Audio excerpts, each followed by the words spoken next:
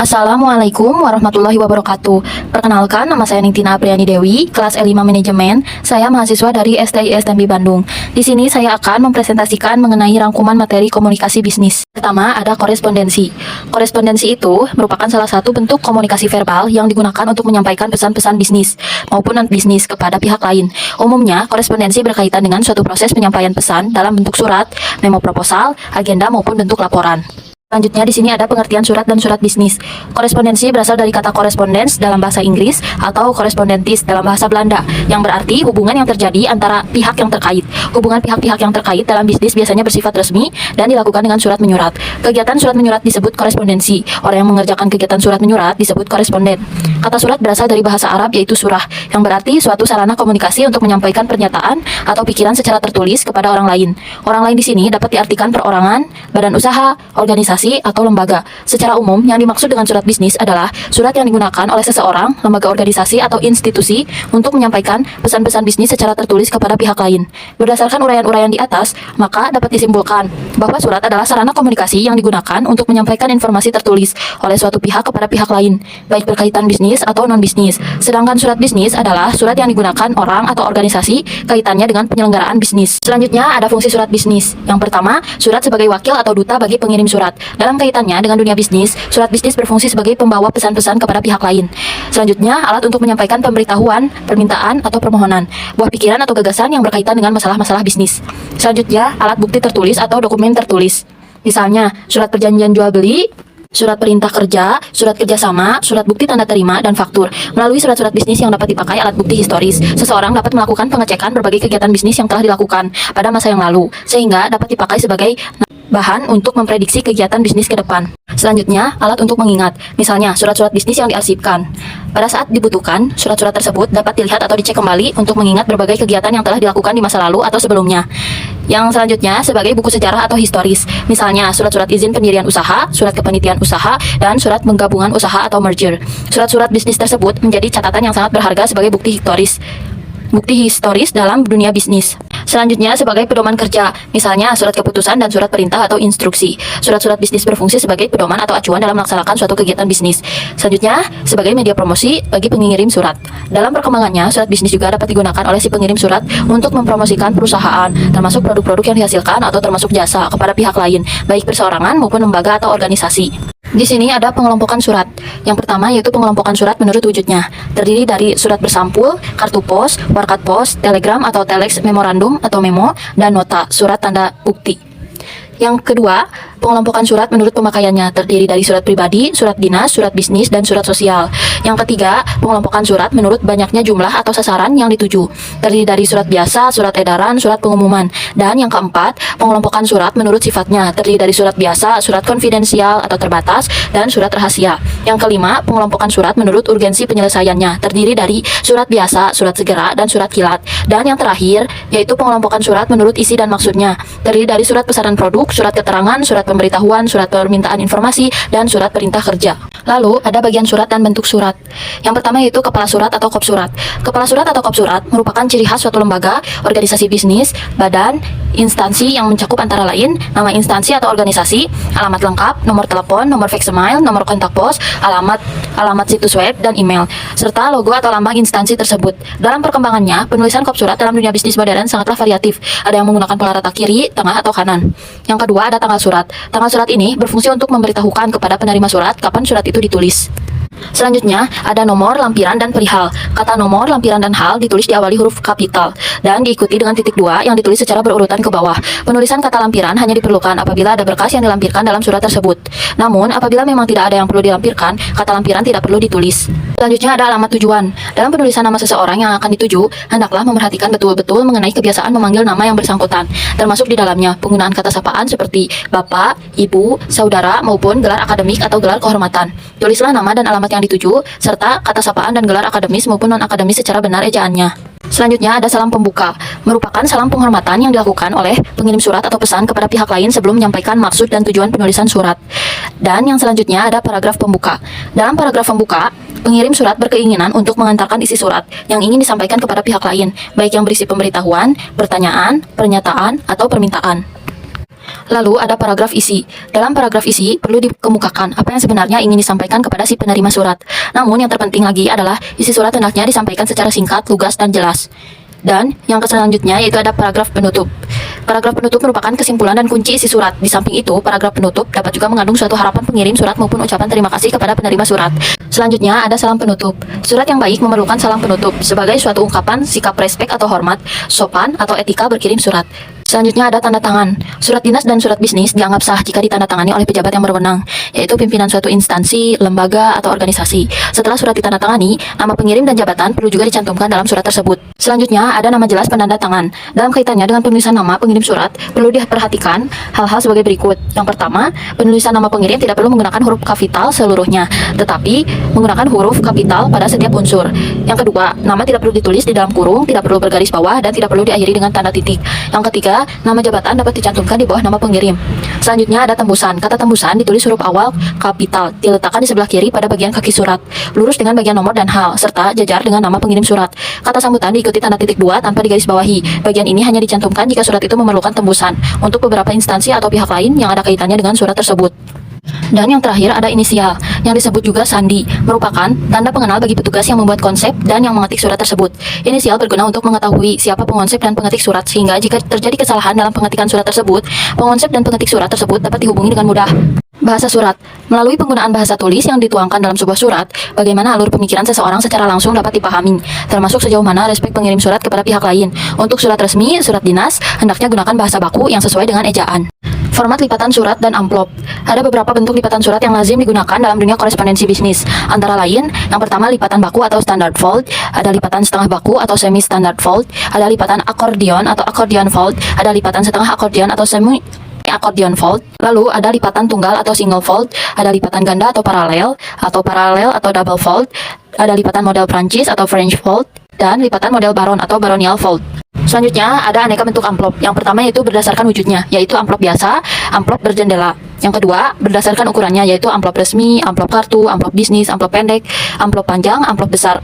Dan yang ketiga ada berdasarkan penggunaannya, yaitu amplop katalog, amplop mata berkait, dan amplop kancing bertali. Selanjutnya ada contoh surat bisnis. Yang pertama ada surat pemesanan, yang kedua surat konfirmasi, ketiga surat pengaduan, yang keempat surat permintaan informasi, yang kelima surat penagihan, yang keenam surat peringatan, ketujuh surat perintah kerja, yang kedelapan surat pengumuman, 9 surat undangan RUPS, 10 surat kuasa, dan yang terakhir surat perjanjian.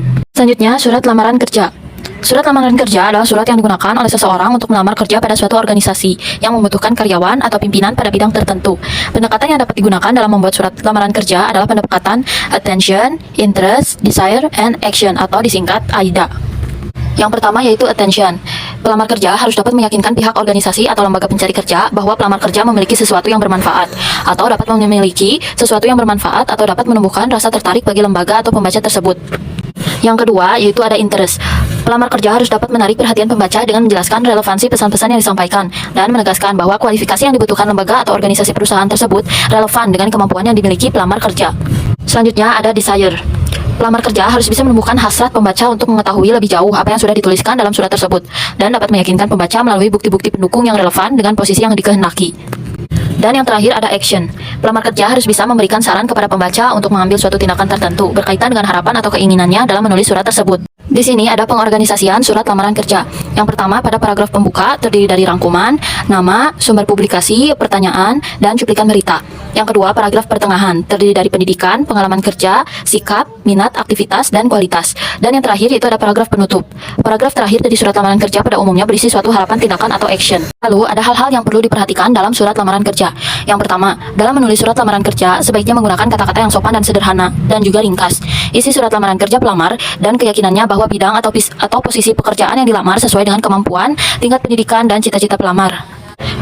Yang kedua, surat lamaran kerja tidak boleh bernada meminta belas kasihan atau hal-hal yang cenderung merendahkan martabat pelamar sendiri. Ketika mengajukan surat lamaran kerja, pelamar jika perlu dapat menyebutkan sumber-sumber informasi tentang adanya lowongan pekerjaan di organisasi atau perusahaan tersebut. Misalnya iklan di surat kabar harian, informasi dari teman, pengumuman di kantor tenaga kerja, dan sebagainya. Yang ketiga, Jika surat lamaran kerja disyaratkan harus ditulis tangan, haruslah dengan tangan sendiri. Jangan minta bantuan orang lain untuk menuliskannya. Tulisan tangan pelamar merupakan petunjuk bagi organisasi atau perusahaan untuk mengetahui gambaran watak atau kepribadian pelamar. Surat lamaran kerja harus ditulis dengan rapi dan bersih. Hindari kesalahan-kesalahan dalam penulisan atau coretan-coretan yang dapat memberikan kesan bahwa pelamar kurang rapi atau ceroboh. Jika surat lamaran kerja tidak diharuskan ditulis tangan, maka surat lamaran kerja dapat diketik dengan rapi dan bersih. Selanjutnya ada resume. Istilah resume atau daftar riwayat hidup bukanlah merupakan suatu hal yang baru, karena resume merupakan salah satu prasyarat yang sangat penting pada saat memasuki dunia kerja. Resume atau curriculum vitae merupakan laporan perincian kualifikasi pelamar yang kehadirannya tidak dapat dipisahkan dari surat lamaran kerja. Kemukakan poin-poin penting tentang kemampuan Anda dimulai dari tujuan karir, informasi pribadi, pendidikan, penguasaan bahasa asing, presentasi, dan referensi. Kemukakan hal-hal tersebut dengan memperhatikan kerapian, kesederhanaan, keakuratan, dan kejujuran, serta gunakan bahasa yang jelas dan tidak bertele-tele. Selanjutnya, persiapan menulis resume. Yang pertama, mencari informasi penting, terdiri dari analisis diri atau self-analysis. Analisis diri dapat membantu kita dalam mengenal diri sendiri secara lebih mendalam, termasuk kelebihan dan kekurangannya. Yang kedua, ada analisis karir atau karir analisis. Analisis karir juga perlu dilakukan dengan dibuat dan juga menjawab berbagai pertanyaan yang berkaitan dengan karir yang akan kita pilih atau yang ada di masa mendatang. Yang ketiga, ada analisis pekerjaan atau job analysis. Dalam menganalisis pekerjaan, lakukanlah terhadap faktor-faktor yang berkaitan dengan pekerjaan. Selanjutnya, ada perencanaan resume. Yang pertama yaitu tujuan karir, yang kedua informasi pribadi, dan yang terakhir ada referensi. Berdasarkan cara pengorganisasiannya, resume dikelompokkan menjadi 3 jenis, antara lain resume kronologis atau chronological resume. Adalah cara pengorganisasian resume yang didasarkan pada kronologisnya, yaitu pendidikan dan pengalaman sebagai judul isinya. Yang kedua, resume fungsional adalah resume yang disusun atas dasar fungsi-fungsi dalam organisasi yang dapat dilakukan dengan baik. Yang ketiga, ada resume kombinasi adalah resume yang merupakan kombinasi antara kronologis dan fungsional. Untuk membuat resume yang baik, perlu diperhatikan 4 hal, yaitu kerapihan, sederhana, akurat, dan kejujuran. Selanjutnya ada masalah dalam membuat resume. Resume dibuat terlalu panjang sehingga berkesan tidak tegas dan kemungkinan besar memasukkan data yang tidak relevan sehingga tidak akan mencapai sasaran. Yang kedua, resume ditulis terlalu singkat sehingga tidak memberikan informasi atau data yang cukup bagi pembaca untuk melakukan penelaahan lebih dalam. Yang ketiga, format penulisan resume kurang baik, inden tidak konsisten, kurang memperhatikan tanda baca dan sejenisnya, sehingga isi resume sulit dimengerti. Yang selanjutnya, terlalu banyak menggunakan kalimat bersifat sederhana atau simpel. Yang kelima, resume mengandung banyak kesalahan, yang lebih fatal lagi, kesalahan penyusunan kalimat. Yang keenam, pelamar tidak dapat menunjukkan secara tegas dalam resume tujuan pekerjaan yang dikehendaki, posisi, dan bidang pekerjaan apa yang diminati atau diinginkan. Selanjutnya, pelamar menampakkan keyakinan yang berlebihan atau overconfidence, sehingga pembaca ragu-ragu terhadap resume yang dibuat. Yang terakhir, ada pelamar yang tidak jujur saat mencantumkan data dalam resume. Sebagai contoh, ia menyatakan mampu mengaplikasikan berbagai program komputer, tetapi setelah diuji ternyata hasilnya sangat mengecewakan. Selanjutnya ada wawancara kerja. Wawancara kerja merupakan salah satu cara yang sangat penting bagi suatu perusahaan dalam menyaring jumlah pelamar yang ada dan merupakan kesempatan emas yang tak mungkin terulang lagi. Sehubungan dengan hal tersebut, maka harus benar-benar mempersiapkan diri sehingga dapat memberikan kesan yang baik dan membuat pewawancara atau interview yakin akan kemampuannya. Saat memasuki ruang wawancara akan memperoleh perhatian dari pewawancara. Aspek-aspek kepribadian atau personality aspek yang akan dinilai mencakup yang pertama penampilan secara fisik, gerak-gerik dan sopan santun, nada suara atau tone voice. Yang selanjutnya rasa percaya diri, inisiatif, kebijaksanaan, daya tanggap dan kerjasama, ekspresi wajah, kemampuan berkomunikasi, sikap terhadap pekerjaan, dan yang terakhir selera humor.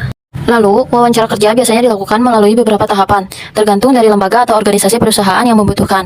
Yang pertama, wawancara tahap awal, sering disebut juga dengan wawancara pendahuluan. Wawancara tahap berikutnya adalah wawancara seleksi, yang pada umumnya memerlukan waktu lebih lama daripada wawancara pendahuluan. Selanjutnya, hal-hal yang perlu dilakukan sebelum, selama, dan sesudah wawancara. Persiapan yang biasa dilakukan sebelum wawancara, yang pertama, periksa peralatan yang tersedia. Yang kedua, pelajari objektif dari wawancara. Yang ketiga, buat daftar pertanyaan dengan teori 5W plus 1H.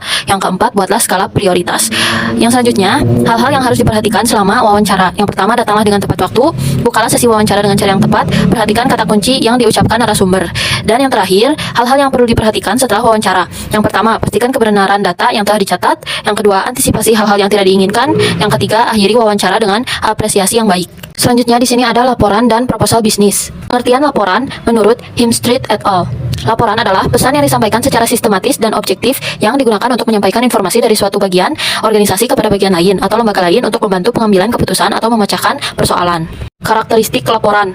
Laporan umumnya diminta oleh orang yang memiliki kewenangan lebih tinggi. Artinya, laporan tersebut ditunjukkan kepada atasan. Yang selanjutnya, laporan berjalan ke atas dalam struktur organisasi. Artinya, karena laporan memang diminta oleh orang yang memiliki kewenangan lebih tinggi, maka secara struktural, laporan itu naik ke atas. Yang selanjutnya, laporan ditulis secara sistematis, yang berarti dalam penyampaian pesan atau informasi digunakan sistematik tertentu dan diorganisasikan secara logis. Dan yang selanjutnya, laporan menekankan objektivitas, yang berarti karena laporan dimaksudkan untuk membantu pengambilan keputusan atau penyelesaian masalah, maka dengan sendirinya laporan tersebut harus dibuat secara objektif. Dan yang terakhir, laporan disiapkan untuk khalayak yang terbatas. Artinya, laporan tersebut tidak untuk dibaca setiap orang, melainkan hanya mereka yang memiliki kewenangan dalam struktur organisasi atau lembaga bisnis. Selanjutnya, jenis laporan. Yang pertama ada laporan formal atau informal. Yang kedua, laporan berdasarkan panjang dan pendeknya laporan. Yang ketiga, laporan berdasarkan isi pesan yang dituliskannya. Yang keempat, laporan vertikal atau lateral. Yang kelima, laporan eksternal atau internal. Yang keenam, laporan berkala. Yang ketujuh, laporan fungsional. Selanjutnya, kontinum formalitas laporan. Laporan itu berasal dari bawahan kepada atasan atau dari mereka yang kewenangannya lebih rendah kepada orang yang memiliki kewenangan lebih tinggi dalam manajemen.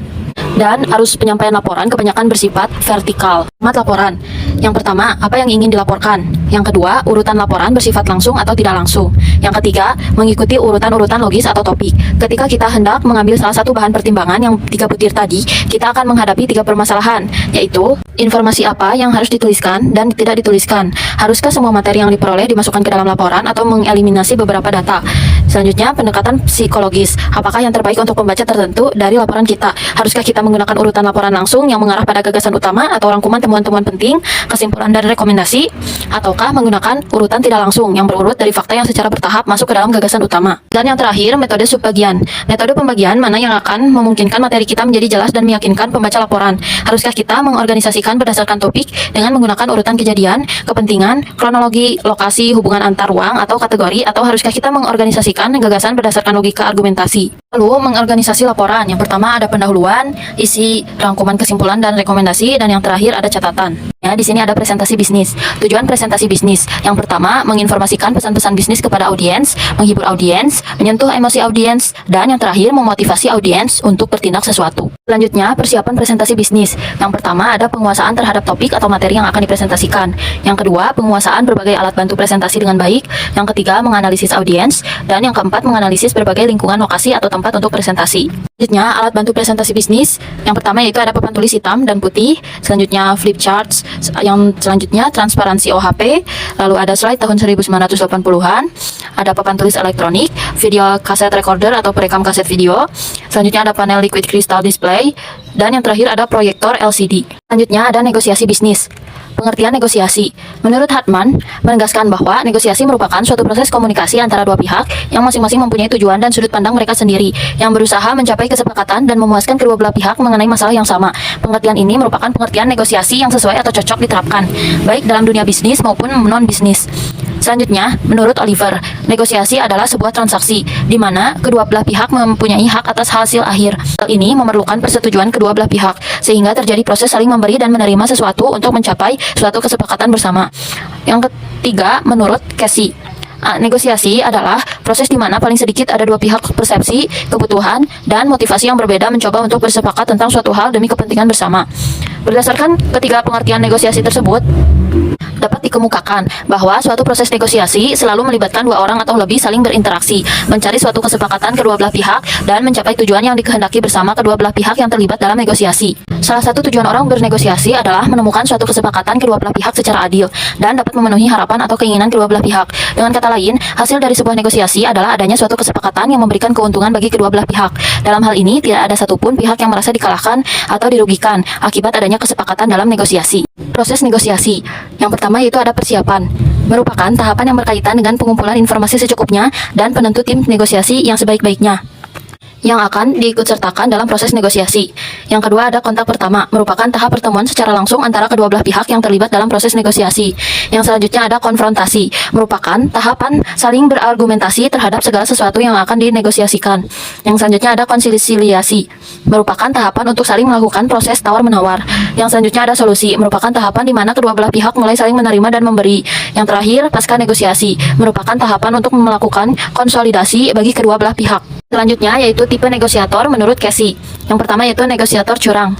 Anda harus hati-hati berhadapan dengan seorang negosiator yang curang, karena pada dasarnya yang terlintas dalam benak pikirannya adalah bagaimana memenangkan negosiasi dan mengalahkan Anda. Bahkan bukanlah mustahil dapat menghalalkan segala cara. Yang kedua, negosiator profesional. Seorang negosiator yang profesional akan tahu apa yang sedang dinegosiasikan dan tahu bagaimana memperoleh apa yang diinginkannya. Ia memiliki pengetahuan dan keterampilan bernegosiasi yang baik. Yang tak kalah pentingnya adalah ia tahu banyak hal tentang lawan negosiasinya. Selanjutnya, negosiator naif, cenderung menghendaki kekalahan untuk kedua belah pihak. Tidak peduli apapun yang Anda lakukan, ia akan berusaha sekuat tenaga agar tidak ada yang bisa keluar sebagai pemenang. Yang penting baginya tidak ada pemenang dalam negosiasi. Dan yang terakhir, ada negosiator bodoh. Seorang negosiator yang tidak siap bernegosiasi, tidak tahu pokok persoalan yang akan dinegosiasikan, bahkan cenderung percaya begitu saja pada pihak lawan negosiasinya. Selanjutnya, ada rapat bisnis. Pengertian rapat bisnis. Rapat merupakan pertemuan atau perkumpulan minimal 2 orang atau lebih untuk memutuskan suatu tujuan. Rapat biasanya dihadiri oleh pimpinan dan stafnya, sedangkan bisnis adalah usaha yang menjual barang atau jasa yang dilakukan oleh perseorangan, sekelompok orang atau organisasi kepada konsumen atau masyarakat dengan tujuan utamanya untuk memperoleh keuntungan atau laba. Jadi, rapat bisnis didefinisikan sebagai bentuk pertemuan 2 orang atau lebih di suatu tempat, baik di dalam maupun di luar kantor, untuk membahas hal-hal yang berkaitan dengan kegiatan bisnis. Selanjutnya, jenis-jenis rapat bisnis. Yang pertama ada rapat informasional. Rapat informasional diadakan oleh 2 orang atau lebih untuk menyampaikan informasi tertentu kepada para peserta rapat. Yang selanjutnya, rapat motivasional. Rapat motivasional diadakan oleh 2 orang atau lebih untuk memotivasi peserta rapat. Yang terakhir ada rapat partisipatif. Rapat partisipatif diadakan oleh 2 orang atau lebih untuk meningkatkan tingkat partisipasi. Berdasarkan tujuannya, jenis-jenis rapat bisnis terdiri dari rapat penjelasan, rapat pemecahan masalah, rapat perundingan. Berdasarkan sifatnya, terdiri dari rapat formal, rapat informal, rapat terbuka, dan rapat tertutup. Selanjutnya, berdasarkan jangka waktu, terdiri dari rapat mingguan, rapat bulanan, rapat semester, dan rapat tahunan. Yang terakhir, berdasarkan nama, terdiri dari rapat kerja, rapat dinas, musyawarah kerja, pengarahan, rapat konsultasi, rapat komite, rapat dewan, dan negosiasi. Selanjutnya, tujuan rapat. Menurut Locker, dalam bukunya Business Communication, yaitu Building Critical Skills, menyatakan bahwa rapat memiliki 6 tujuan. Di antaranya, yang pertama berbagi informasi. Rapat menjadi media penyebaran informasi secara langsung. Yang kedua, penjajakan ide atau gagasan. Rapat mengumpulkan berbagai ide atau gagasan yang dikemukakan oleh peserta rapat. Yang ketiga, evaluasi ide atau gagasan. Dalam rapat dapat menghasilkan keputusan yang tepat dan mengevaluasi kesalahan dari ide atau gagasan yang dikemukakan. Yang selanjutnya, pengambilan keputusan. Dalam rapat dapat menentukan keputusan yang diambil berdasarkan suara peserta yang telah disepakati. Yang selanjutnya, membuat dokumen. Dokumen dibuat sebelum ide atau gagasan dijalankan. Dan yang terakhir, memotivasi peserta rapat untuk memberikan motivasi peserta agar meningkatkan kinerja kerjanya. Selanjutnya, pelaksanaan rapat bisnis. Efektivitas sebuah rapat bisnis sangat ditentukan oleh 3 komponen penting, yaitu kesiapan panitia penyelenggara dalam mempersiapkan segala sesuatunya, kesiapan narasumber dalam mempersiapkan materi yang akan disampaikan, dan kehadiran serta keaktifan peserta dalam mengikuti kegiatan rapat bisnis tersebut. Selanjutnya, pengaturan tempat duduk rapat terdiri dari gaya persegi 4 atau boardroom style. Yang selanjutnya bentuk huruf U atau U-shape style, gaya ruang kelas atau classroom style, gaya melingkar atau circular style, gaya chevron atau chevron style, gaya modifikasi atau modified style, gaya setengah melingkar atau semi-circular style, dan gaya kelompok atau cluster style. Selanjutnya ada laporan bisnis. Pengertian laporan bisnis menurut Herta A. Murphy dan Herbert W.H. Laporan bisnis adalah suatu laporan yang memiliki sifat netral, tidak memihak, memiliki tujuan yang jelas, dan berisi rencana penyajian fakta kepada seseorang atau lebih untuk tujuan bisnis tertentu. Sedangkan menurut Himstreet dan Betty, laporan bisnis adalah suatu pesan-pesan objektif yang disusun secara teratur dan digunakan untuk menyampaikan informasi dari suatu bagian organisasional atau dari suatu institusi atau lembaga ke lembaga yang lain guna membantu pengambilan keputusan atau pemecahan masalah. Manfaat penulisan laporan bisnis. Yang pertama, untuk memonitor dan mengendalikan operasional perusahaan. Misalnya, laporan operasional dan laporan kegiatan personal. Yang kedua, untuk membantu mengimplementasikan kebijakan-kebijakan dan prosedur-prosedur yang telah ditetapkan perusahaan. Misalnya, kebijakan penetapan posisi kerja. Yang ketiga, untuk memenuhi persyaratan-persyaratan hukum dan peraturan-peraturan yang berlaku bagi perusahaan. Misalnya, laporan pajak, laporan analisis dampak lingkungan, dan laporan ketenagakerjaan. Untuk mendokumentasikan presentasi kerja yang diperlukan baik untuk keperluan internal maupun eksternal. Misalnya, laporan perkembangan dan laporan akhir suatu kegiatan.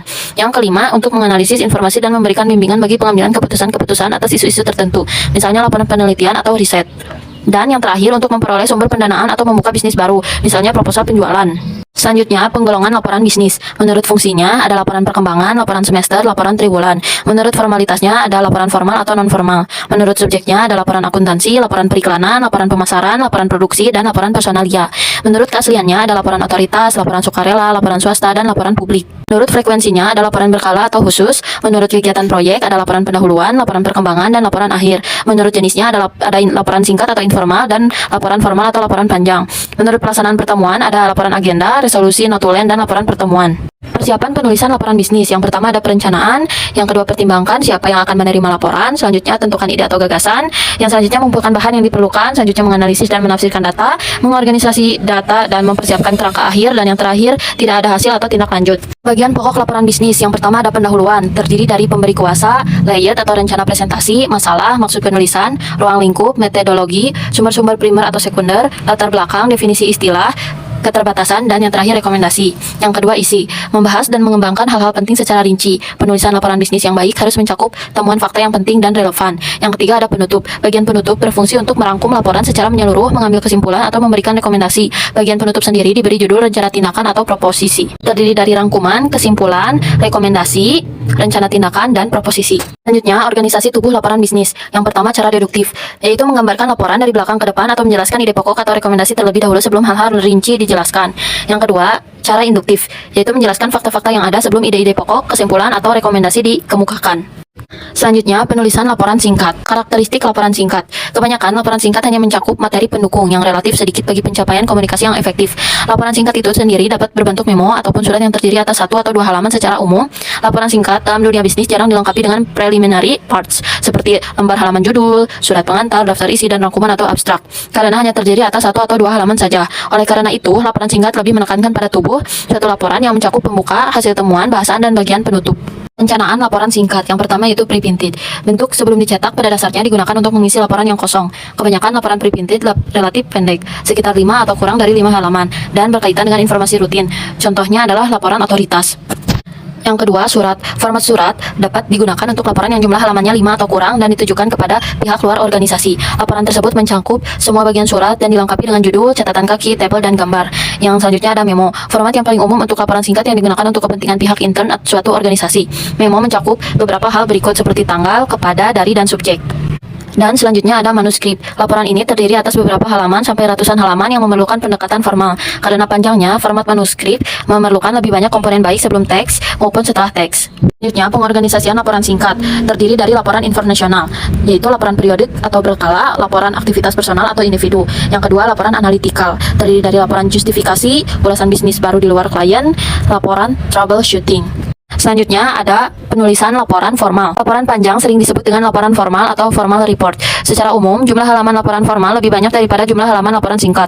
Oleh karena itu, perencanaan dalam menyusun suatu laporan formal sangat penting. Dalam membuat perencanaan formal, banyak hal yang perlu dipertimbangkan. Antara lain, mendefinisikan masalah, membuat kerangka atau outline untuk melakukan analisis, menyusun rencana kerja, melakukan penelitian atau riset, dan menganalisis data. Poin-poin penting tersebut akan dijelaskan secara lebih rinci berikut ini. Selanjutnya, mendefinisikan masalah. Yang pertama, ada pertanyaan yang tepat, seperti apa yang perlu ditentukan, mengapa masalah tersebut penting, siapa yang terlibat dalam situasi tersebut, di mana munculnya suatu masalah, dan kapan masalah itu muncul. Yang kedua, mengembangkan pernyataan tujuan, yaitu menggunakan kalimat infinitif, menggunakan pertanyaan, dan yang terakhir menggunakan suatu pernyataan deklaratif. Selanjutnya, kerangka untuk analisis. Yang pertama, mengembangkan struktur yang logis. Yang kedua, aturan pembagian. Yang ketiga, menyusun kerangka pembuka. Menyusun rencana kerja. Yang pertama, permasalahan yang dihadapi. Yang kedua, maksud dan skop atau ruang lingkup atas investigasi Anda. Yang ketiga, pembahasan atas urutan tugas atau sumber informasi, observasi atau eksperimen, dan batasan waktu, uang atau data yang tersedia. Dan yang terakhir, telaah atas pekerjaan proyek, jadwal dan sumber-sumber yang diperlukan, atau siapa yang bertanggung jawab, kapan akan dilakukan, dan berapa biaya investigasi. Melakukan penelitian. Yang pertama, sumber-sumber primer. Ada beberapa alasan yang melatar belakangi mengapa orang menggunakan sumber-sumber primer, yaitu melalui jasa online atau jaringan internet, yaitu hemat waktu, ketelitian, relevansi, dan efektivitas biaya. Sedangkan sumber-sumber sekunder terdiri dari dokumen, observasi, survei, dan eksperimen. Selanjutnya, analisis data. Yang pertama, perhitungan statistik. Kebanyakan data yang diperoleh dari suatu penelitian berbentuk angka-angka dengan perhitungan statistik secara sederhana. Anda dapat menghitung rata-rata, perkembangan, dan korelasi. Salah satu cara untuk melihat data adalah dengan mencari rata-ratanya. Dalam hal ini, rata-rata dapat dibedakan ke dalam 3 bentuk, yaitu mean, median, dan modus. Yang kedua, kesimpulan. Pengambilan kesimpulan dapat didasarkan pada suatu kombinasi antara fakta-fakta yang tersedia, pertimbangan nilai, dan asumsi-asumsi. Oleh karena itu, sangat jarang pengambilan kesimpulan hanya didasarkan pada penemuan fakta semata. Meskipun demikian, Anda juga perlu tahu bahwa pengambilan kesimpulan terhadap suatu kasus dapat mengandung unsur-unsur yang bersifat subjektif. Ketiga, rekomendasi. Kesimpulan berbeda dengan rekomendasi. Kesimpulan merupakan opini atau penafsiran terhadap suatu pokok bahasan tertentu, sedangkan rekomendasi adalah saran yang diberikan untuk melakukan tindakan tertentu. Suatu rekomendasi yang baik paling tidak mencakup 3 kriteria, yaitu praktis, dapat diterima oleh pembaca, dan penjelasannya cukup rinci sehingga pembaca dapat melakukan suatu tindakan. Selanjutnya, praktik memimpin rapat. Pengertian rapat. Pengertian rapat adalah sejumlah orang yang bertemu untuk melaksanakan bisnis. Rapat menurut Ken Davis adalah untuk memperoleh partisipasi dan sambutan aktif, sarana untuk memperoleh informasi dan menghasilkan umpan balik, dan terakhir memungkinkan untuk memberikan kontribusi secara pribadi dan menghasilkan perasaan persahabatan. Beberapa sebab tidak efektifnya rapat. Yang pertama, kurang persiapan. Tujuan rapat tidak jelas sehingga pembicaraan rapat mengarah ke segala jurusan. Yang kedua, para peserta membawa agenda rapat sendiri-sendiri. Hal itu menjadikan suasana rapat terjadi tawar-menawar agenda. Yang ketiga, tidak direncanakan dengan baik. Rapat berkembang ke arah yang berlainan dengan tujuan yang ingin dicapai. Dan yang terakhir, tidak disusun agenda rapat atau pimpinan tidak dapat mengendalikan jalannya rapat. Hal tersebut menjadikan adanya peserta yang mendominasi pertemuan. 16 masalah rapat yang paling umum terjadi. Yang pertama, tidak ada tujuan atau pokok agenda, tidak ada orientasi sebelum rapat, lambat memulai rapat, persiapan yang buruk atau tidak cukup, melepaskan masalah, rapat yang terlalu lama, tidak terorganisasi, tidak meyakinkan, kepemimpinan yang tidak efektif, informasi yang didiskusikan tidak berhubungan, membuang-buang waktu, dan interupsi. Tidak efektif dalam membuat keputusan,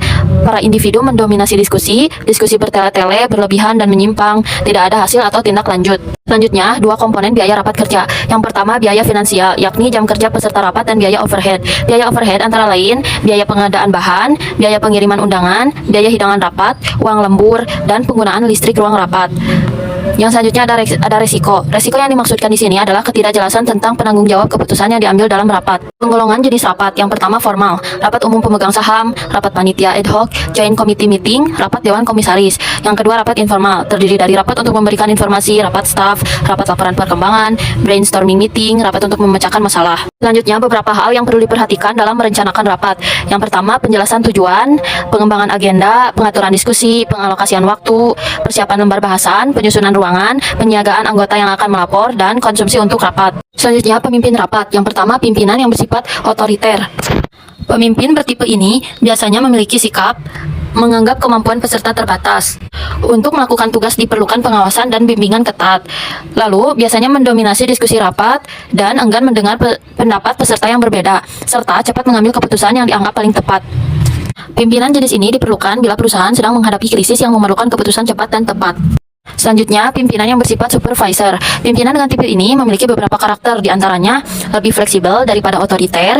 Selanjutnya, mereka menjelaskan secara rinci masalah yang dibahas di akhir rapat, merumuskan pokok-pokok yang diputuskan, dan meminta komentar peserta. Tapi pemimpin ini memiliki kekurangan, di mana kebebasan mengeluarkan pendapat masih tetap terbatas. Dan yang terakhir, pimpinan partisipatif. Pimpinan jenis ini biasanya memiliki karakter berikut. Yang pertama, mendorong peserta rapat berpartisipasi. Yang kedua, menjaga agar rapat berjalan profesional. Yang ketiga, mengendalikan peserta yang terlampau banyak berbicara atau mendominasi diskusi.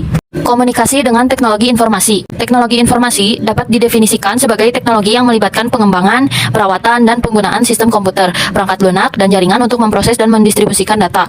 Teknologi informasi memiliki peran yang sangat penting dalam berbagai bidang, salah satunya dalam komunikasi, khususnya komunikasi bisnis. Menurut Cortland L. Buffy dan John V. Deal dalam Business Communication Essentials menyatakan bahwa teknologi informasi dalam komunikasi bisnis umumnya digunakan untuk berkomunikasi dalam kantor, berkomunikasi jarak jauh, mengkomunikasikan barang dan jasa, dan berkomunikasi dengan konsumen. Penggunaan teknologi informasi dalam komunikasi bisnis, yaitu sebagai otomasi kantor, berbagi informasi dengan karyawan, bertukar informasi, tetap terhubung dengan konsumen, kolega, dan penyuplai, menjalin kerjasama atau berkolaborasi, menciptakan dan mengembangkan produk dan jasa, menghemat biaya, memudahkan akses informasi dan komunikasi, berinteraksi dengan konsumen, membangun dan memelihara hubungan antara produsen dan konsumen.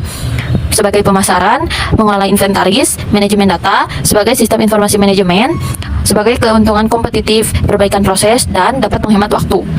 Selanjutnya, penggunaan sosial media dalam komunikasi bisnis. Media sosial merupakan media berbasis online yang digunakan untuk memenuhi kebutuhan komunikasi jarak jauh. Tujuan dari adanya media sosial sendiri digunakan untuk sarana komunikasi serta menghubungkan pengguna satu dengan yang lain dengan jarak yang luas. Tidak lagi diperlukan penghubung seperti kabel telepon atau alat komunikasi tradisional karena akan mempersulit untuk melakukan komunikasi. Cara mengakses media sosial sangat mudah. Anda hanya perlu menghubungkan ke banyak orang lalu membuat forum diskusi ataupun yang lainnya. Pengaruh media sosial dan komunikasi bisnis dalam bisnis online. Sosial media berkembang cepat dengan diiringi komunikasi bisnis, sehingga dalam waktu singkat hal ini menjadi aspek penting untuk pemasaran digital, serta memberikan keuntungan dan kemudahan yang digunakan untuk membantu pebisnis online, terutama pembisnis wanita yang ingin menjangkau jutaan pelanggan yang ada di seluruh dunia. Sangat disayangkan jika para pebisnis tidak menerapkan komunikasi bisnis dalam menyebarkan produk, karena jika menggunakan media sosial, bisnis akan cepat tersebar ke seluruh dunia. Sebagai salah satu industri dengan pertumbuhan tercepat, media sosial memegang peran yang signifikan dalam kehidupan masyarakat modern.